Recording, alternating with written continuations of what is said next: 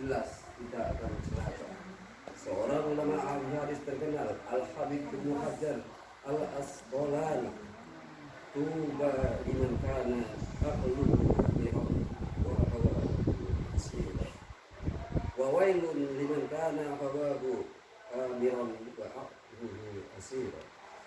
Bahagialah bagi orang yang akalnya sebagai penguasa dan hawa nafsunya sebagai tawanannya, dan celakalah bagi orang yang hawa nafsunya sebagai penguasa dan akalnya sebagai tawanannya. Puasa Ramadan baru saja kita lakukan adalah salah satu bentuk teknis menguasai dan mengendalikan hawa nafsu yang hanya setahun sekali kita lakukan. Hawa nafsu kita tidak boleh kita lepaskan selepas-lepasnya, juga tidak boleh kita hilangkan. Akan tetapi hawa nafsu itu harus kita kuasai dan kita pimpin dengan hidayah agama. Bahaya hawa nafsu itu telah diriwayatkan bahwa Rasulullah SAW telah bersabda, salasun muhlikatun hawan taba'un wasuhun uta'un wa ijabun mahri nafsi. Ada 3 sifat yang membahayakan: hawa nafsu yang diikuti, pikir yang dituruti, dan mengagumi diri sendiri. Hadis riwayat Abu Sa'id dari Anas bin Malik radhiyallahu anhu. Oleh karena itu, kita berusaha seoptimal mungkin supaya hawa nafsu itu dikendalikan dan dibimbing agar mau mengikuti ajaran agama. Kalau tidak demikian, berarti nyatalah bahwa iman kita tidak sempurna. Dalam sebuah hadis sahih, Rasulullah SAW telah bersabda, la yu'minu ahadukum hatta yakuna hawahu taba'an lima yaqulu. Tidaklah sempurna iman salah seorang di antara kamu sehingga hawa nafsunya itu mengikuti ajaran agama yang telah aku. Hadis riwayat Imam Nawawi dari Abdullah bin Umar. Manusia sebagai makhluk yang mulia, samping diberi akal oleh Allah Subhanahu wa Ta'ala, juga diberi nafsu. Akal dengan nafsu setiap saat senantiasa bertarung, ingin agar lawannya kalah. Jika dalam pertarungan itu ternyata akalnya dapat mengalahkan nafsunya, maka orang yang demikian itu pandang lebih baik daripada malaikat. Namun sebaliknya, jika akalnya dapat dikalahkan oleh nafsunya, maka orang yang demikian itu dipandang lebih buruk daripada binatang. Imam Abdul Hasan Al-Nawawi dalam kitabnya ada Ahadud Dunya wad Din, Rokkaballahu wa kata abdi ila syahwatin wa rokkabal bahaima min syahwatin ila abdi wa rokkaba abna adama min ilaihim waman walaba abdi ala syahwati wa huwa khairun minal malaikati waman walabat syahwatuhu ala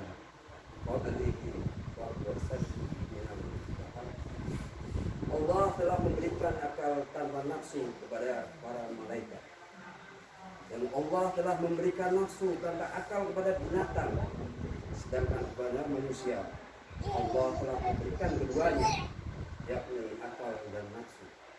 Barang siapa yang akalnya dapat mengalahkan nafsunya, maka ia lebih baik daripada malaikat.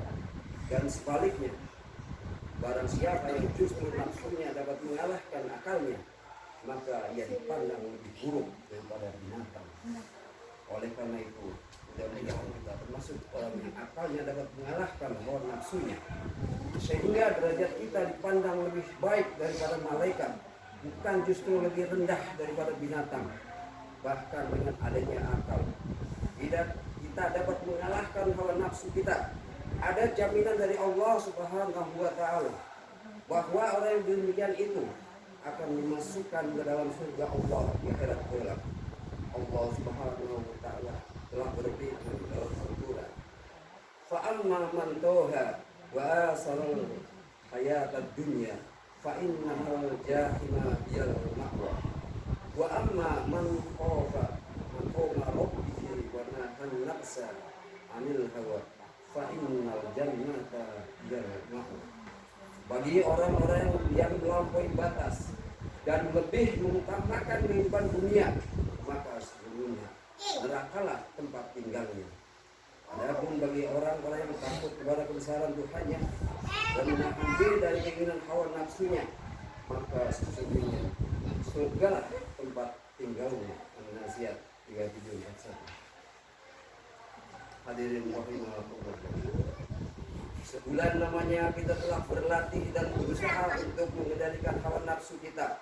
Akhir dari latihan itu, hari ini ditandai dengan pesta yang hikmat, penuh kekeluargaan. Allah telah mewajibkan kita untuk makan dan minum pada hari ini. Dalam sebuah hadis sahih Rasulullah SAW dengan tegas telah bersabda, "Wala sauma fi yaumil fitri wala adha," dan tidak boleh berpuasa pada hari raya Idul Fitri dan Idul Adha. Hari raya Idul Fitri ini merupakan hari perpisahan dengan bulan Ramadan. Sekaligus hari dimulainya kita merealisasikan hikmah ajaran yang terkandung di dalam bulan suci Ramadan. Hari ini kita mulai praktik di lapangan di tengah-tengah masyarakat yang beraneka ragam coraknya untuk mengecek dan mengetahui adakah puasa kita sebulan dalam bulan Ramadan itu berbekas atau tidak. Praktek lapangan inilah yang akan menentukan lulus atau lolosnya puasa kita sebulan yang lalu. Praktek lapangan, kuliah kerja nyata ini kita mulai dengan menghubungi fakir miskin, kewajiban memberikan zakat fitrah bagi setiap muslim, pelajaran disiplin waktu yang dapat kita ambil dari pelajaran selama bulan suci Ramadan harus pula kita terapkan dalam lapangan kerja masing-masing. Baik kita sebagai pedagang, karyawan, kuli panggul, majikan, buruh, pejabat ataupun rakyat, semuanya harus disiplin menghargai waktu pada lapangan apapun kita bekerja, baik di darat maupun di laut ataupun di udara. Baik sebagai pegawai kasar ataupun sebagai pegawai tinggi harus pandai menghargai waktu. Misalnya saja waktu sholat, dia tidak boleh tidak harus makan pada sholat apabila sudah benar-benar waktu masuk sholat ini. Walau bagaimanapun sibuknya, jangan sampai disindir bagaimana kita dengan dalam sebuah nasib subuh kesiangan, subuh kerabatan, asar kegiatan, maghrib kecapean.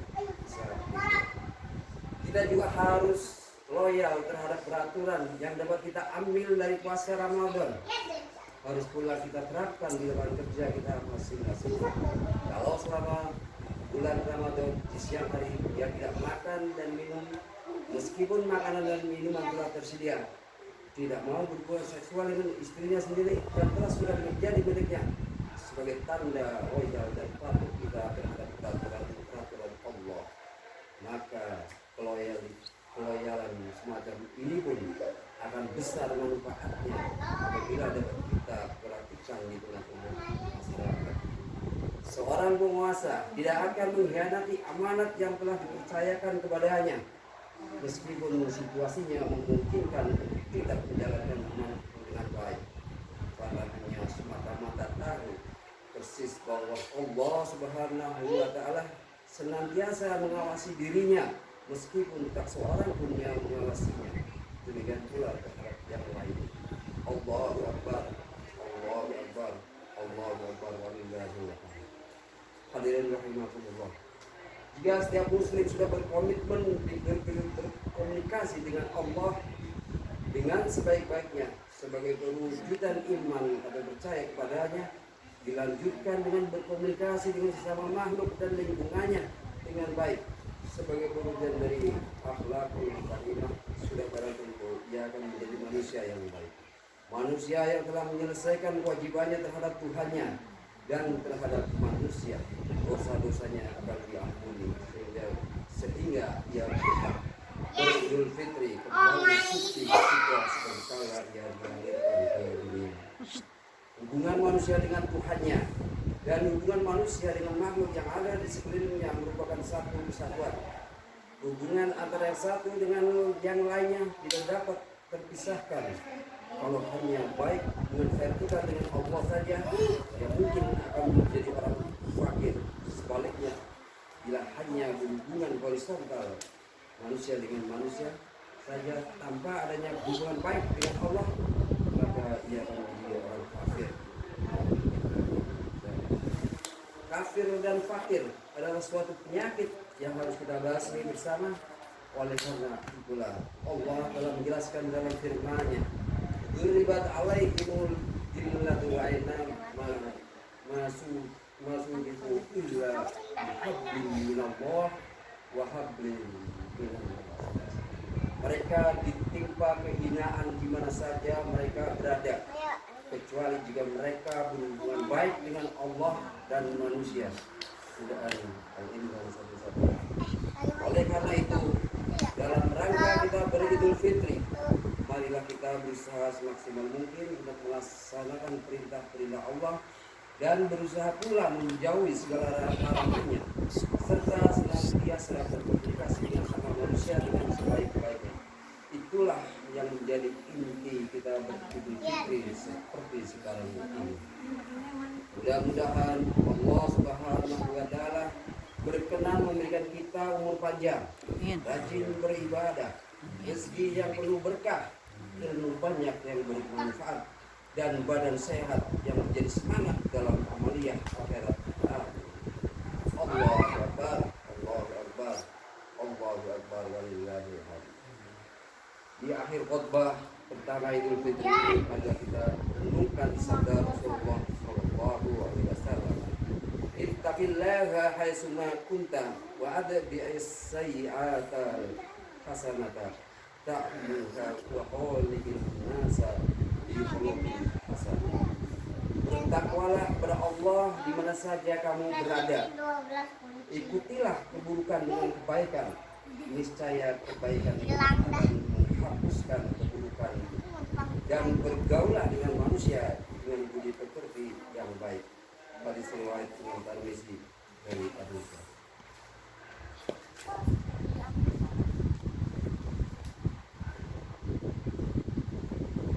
Ja'alallahu wa iyyakum minal 'abidin. Ja'alallahu wa iyyakum minal 'abidin al-aminin. Wa adkhalana wa iyyakum fi zumratil muwahhidin. A'udzu billahi minasyaitonir rajim. Man 'amila sholihan falinafsihi wa man asaa fa 'alaiha wa ma rabbuka bidzallamin lil 'abid. Allahu Akbar, Allahu Akbar, Allahu Akbar. La ilaha illallah, wallahu akbar. Allahu Akbar, walillahil hamd. Wa qul rabbi ighfir warham wa anta khairul rahimin.